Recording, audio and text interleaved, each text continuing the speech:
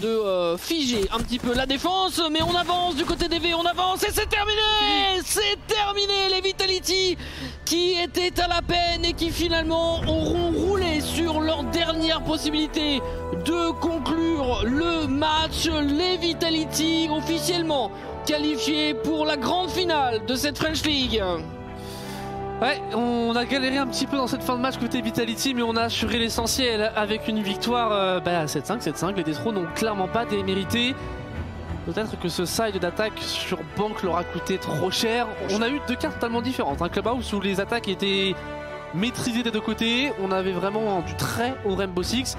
Sur Bank, ça a été un peu plus compliqué. On avait du mal à se mettre en place.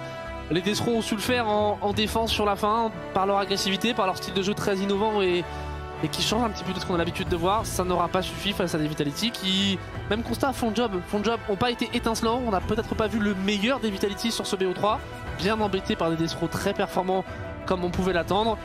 Et ils ont quand même réussi à remporter ce match. Oui, ils le remportent. On aurait pu honnêtement voir un overtime sur Bank, ça aurait pas été volé. On repense, oui, sur Club aussi d'ailleurs, on repense à ces deux défenses où ça passe sur un clutch de Big Boot, ça passe sur un clutch de Rise. Et si ces deux défenses étaient passées du côté de Destro, eh bien le résultat aurait certainement été différent. Des Vitality qui ont fait le job, tu l'as dit, ont gagné certes, mais qui à mon avis vont